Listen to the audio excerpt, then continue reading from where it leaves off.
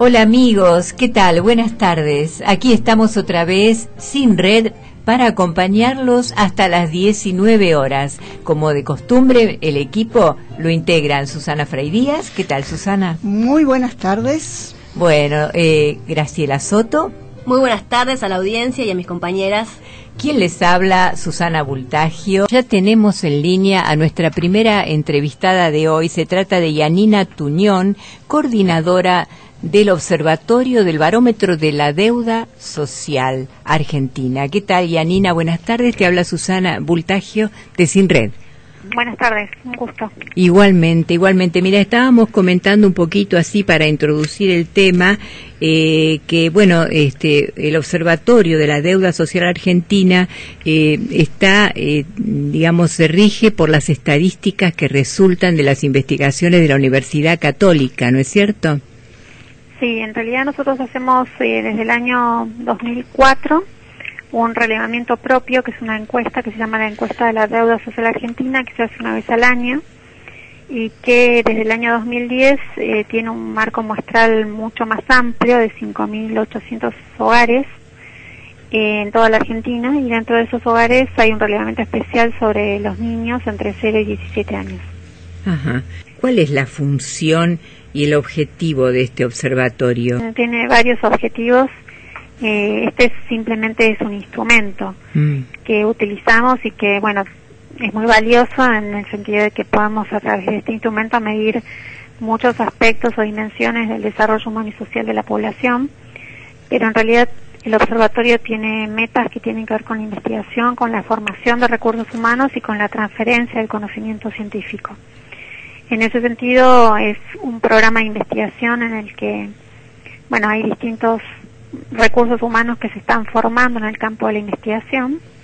Hay investigadores formados y estos equipos participan de la elaboración de los informes que habitualmente salen en la prensa, pero también de otro tipo de productos que forman parte de la vida académica, ¿no? Uh-huh. Y en ese sentido, el desafío que tiene el programa del observatorio, que quizás es un desafío particular, que es el de lograr que los temas que se investigan acá puedan ser instalados a nivel de la opinión pública y de la agenda de la sociedad argentina, ¿no? ¿Qué tal? Te habla María, ¿cómo andás? Bien. Un gusto. Y, digamos, ese desafío, según tus propias palabras, ¿cómo lo implementan ustedes para que se ponga como en el debate público? O sea, ¿cuáles son los instrumentos en el cual ustedes llevan la información esta? Bueno, elaboramos informes que algunos de ellos son informes que se publican, casi todos ellos se publican y están disponibles en la web. En la página, sí, está súper claro todo eso, porque va por temas también, sí, con cuadros, bueno, realmente está bien, pero digamos, como a nivel más popular. Bueno, esos informes están escritos de una manera que es bastante sencilla, mucho más sencilla de lo que implica un paper académico. Exacto. Y está pensado para que pueda acceder un público más amplio, pero de todas formas cada vez que se ofrece la prensa hay una elaboración específica a través de gacetillas de prensa. En las cuales hacemos como un resumen ejecutivo de los resultados. Claro.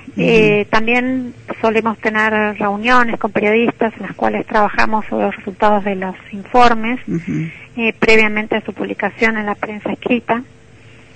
Y bueno, y a partir de lo que sale en la prensa escrita empezamos a tener notas específicas con medios de comunicación como son la radio, la televisión, en los que tenemos la oportunidad de poder explicar y ampliar un poco cuáles son los resultados de esos informes que parcialmente están representados en la prensa escrita, ¿no? Y desde el Estado, estas como conclusiones que ustedes presentan y la ponen, digamos, al público, ¿no es cierto?, a los profesionales o a aquellas personas que se interesan por la problemática esta, que en este caso estamos hablando con vos, que sos la especialista en infancia. ¿Ustedes ven que estos a través del tiempo lleva acciones concretas donde el Estado, en base a eso y obviamente a otros datos que ellos tienen, lo toman como un indicador confiable y importante para hacer cambios? ¿Ustedes ven cambios o año a año hay una reproducción, que ahora te vamos a preguntar cómo nos fue este año, digamos, en la investigación de la infancia, pero ustedes ven, digamos, acciones que después en el transcurso de la función pública se llevan a cabo? Bueno, ha habido distintos momentos, en realidad el periodo de desarrollo del programa es un periodo ya muy largo, de 15 años, sí. Con lo cual que la trayectoria de los gobiernos ha tenido distintos vínculos con los resultados del observatorio. Sí, ha sido como cuestionado en algunos momentos también, ¿no es cierto? Claro, ha sido sí. Bastante cuestionado o directamente no reconocido. Exacto, durante el último gobierno, sobre todo en la segunda etapa del último gobierno, porque la realidad es que cuando se empezó a realizar la encuesta de la deuda social argentina, se contó con un apoyo importante de aquel INDEC para poder desarrollar el marco muestral. E incluso las primeras mediciones fueron mediciones que el gobierno tuvo buena receptividad a conocer la información que se estaba publicando. Luego, bueno, no solamente el observatorio dejó de ser una fuente de información para el gobierno, sino que el propio Estado decidió no publicar más las mediciones de la pobreza, ¿no? ¿Cuándo fue eso? Y a partir del año 2007, que ahí se produce una fuerte intervención del Estado sobre el INDEC, ¿no?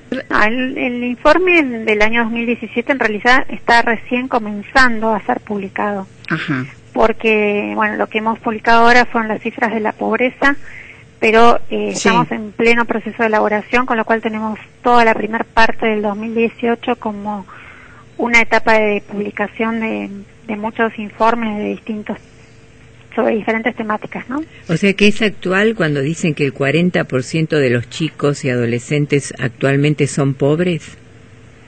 En realidad estamos diciendo que un 48% de los chicos son pobres en la Argentina, y esto revela una problemática muy importante. Muy grande, casi la mitad.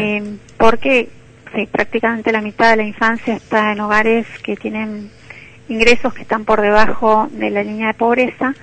Este es un dato que coincide también con el último dato publicado por el INDEC. Ellos estiman que alrededor de un 46,5% de los niños son pobres y alrededor de un 10% son indigentes. Cuando se habla de ese grupo, estamos hablando de 0 a 17 años. En realidad el INDEC lo está publicando entre 0 y 14 años. Sí. Nosotros en este informe también publicamos entre 0 y 14 años. Ajá. Habitualmente nuestra población de referencia llega hasta los 17 años, pero más o menos el porcentaje es muy similar. ¿Cómo se eligen los distintos como lugares que ustedes toman dentro de la República Argentina? ¿Como provincias de riesgo? O sea, una muestra probabilística de ciudades de 80.000 habitantes y más. Ajá. Y dentro de esas ciudades, que son muchas ciudades muy conocidas, ¿no? Porque algunas tenemos todo el conurbano, la capital federal, son parte de nuestra muestra, pero también tenemos otras ciudades como Gran Córdoba, Gran Rosario, Mendoza, Santa Fe, Salta, Tucumán, Mar del Plata, Paraná, San Juan, Resistencia, Neuquén, La Rioja, Comodoro, Ushuaia, son muchas. No, todo. Se nota mucho la diferencia entre, por ejemplo, las capitales, como puede ser Gran Córdoba, Buenos Aires, con los barrios de Jujuy o de Tucumán. Se notan mucho los porcentajes allí de pobreza. Bueno, en realidad de todas las grandes ciudades que tomamos tienen sus conglomerados alrededor de la ciudad, sí, conurbanos, como los conurbanos, como tenemos el conurbano bonaerense, que los que hay mucha concentración de pobreza. Pero la problemática que nosotros experimentamos acá cerca, en el conurbano bonaerense, es una problemática que está muy presente en Rosario y muy presente en Córdoba y en Tucumán. Hay mejores condiciones, por ejemplo, en Gran Mendoza, donde hay una situación de mayor urbanización de todos los barrios de ese conurbano. Y por supuesto, bueno, hay zonas que están más invisibilizadas para nuestra encuesta, como son las zonas semiurbanas o rurales, claro, porque no las representamos. Claro. Ustedes cruzan datos en el sentido de después hacer una conclusión donde aquellas zonas que están más dentro de lo que es la ciudad reúnen ciertas condiciones que son como faltantes en otros espacios. Sí, nuestros análisis como para explicar como un porqué, digamos, en el caso del porcentaje de la pobreza. Y otra pregunta que va ahí como implícita, ¿cuál es el concepto de pobreza desde el observatorio?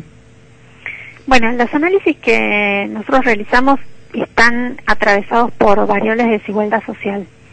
Y esa desigualdad social la medimos a través de índices socioeconómicos y socioresidenciales.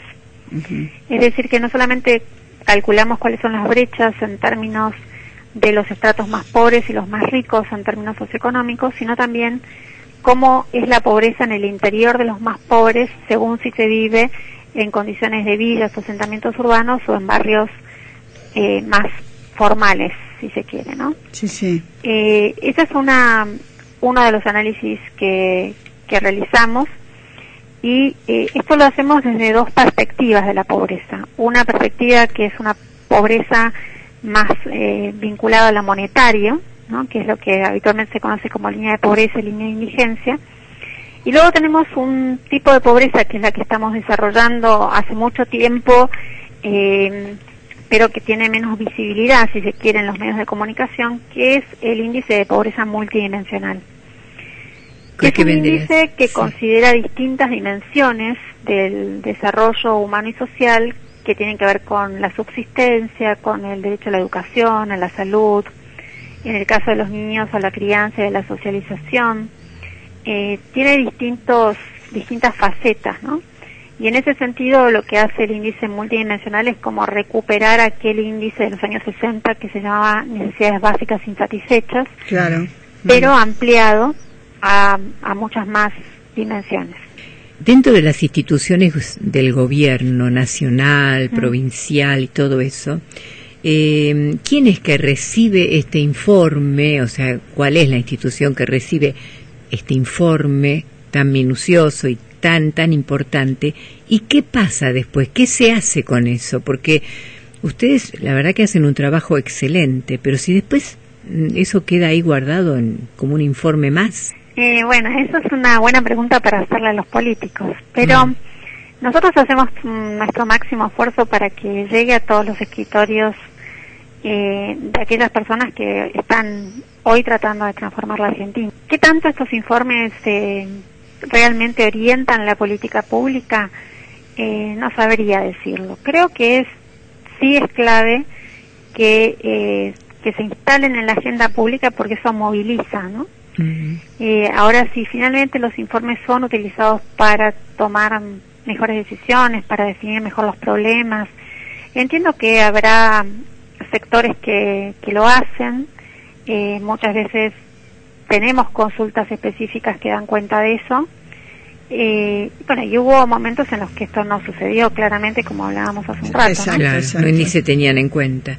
Sí. No nos olvidemos que hablamos del futuro, ¿no? Porque los niños de hoy son el futuro del país. Sí, pero más que el futuro es el presente, porque un niño que está bajo la desnutrición hoy es el presente. No, ya sé, pero te quiero decir que cómo van a cuando sean mayores no van a tener la capacidad intelectual como para poder llevar adelante el país. Y emocional, ¿no es cierto? O sea, al estar, qué sé yo, mal alimentados y todo. Y retomo una palabra que vos dijiste, brecha, ¿no? La brecha de desigualdad. ¿Eso te parece como estructural ya en la Argentina de hoy? Ajá. Sí, las brechas son muy persistentes, ¿no? Aun cuando algunos indicadores tengan una evolución positiva, la brecha de desigualdad sigue siendo la misma a lo largo del tiempo, lo cual nos está planteando que no todas las poblaciones, no todas las infancias evolucionan positivamente y a las mismas velocidades, ¿no? Claro, sí. En ese sentido, los niños, los sectores sociales más vulnerables, sus progresos son mucho más lentos, ¿no? A velocidades muy menores a las que experimentan otras infancias. Te puedo hacer una pregunta un poco más personal, tal vez, o como ciudadana común, por ponerlo en esos términos. ¿Cuál es tu ánimo en lo que respecta a esto? Digamos, frente a la información concreta, volcada, ¿no es cierto? Bueno, por un lado, el diagnóstico que nosotros hacemos tiene que ver con una Argentina que cambió, que ya no es la misma, y que en general los argentinos tenemos bastantes dificultades para cambiarla en nuestro imaginario. Seguimos pensando que la Argentina, la educación y la salud está garantizada para todos, y como una estructura de oportunidades que la sociedad argentina garantiza, y eso creo que ya cambió y cambió para siempre, ¿no? Porque es difícil volver a tener ofertas que sean de calidad para todos, y donde las infancias encuentran espacios en los cuales encontrar a un otro, ¿no? Esas infancias mixtas que caracterizaron a la escuela pública argentina, por ejemplo. Exacto, sí. Eso ya no existe en la Argentina. Y en ese sentido, ahí tenemos una pérdida muy importante, porque lo que hemos perdido en la medida en que hemos segmentado los circuitos de los niños y hemos de alguna manera también dietizado a ciertas infancias, estamos también, digamos, cerrando las puertas a la movilidad social. Hay niños que van a tener muchas dificultades para poder tener mejores oportunidades que sus padres.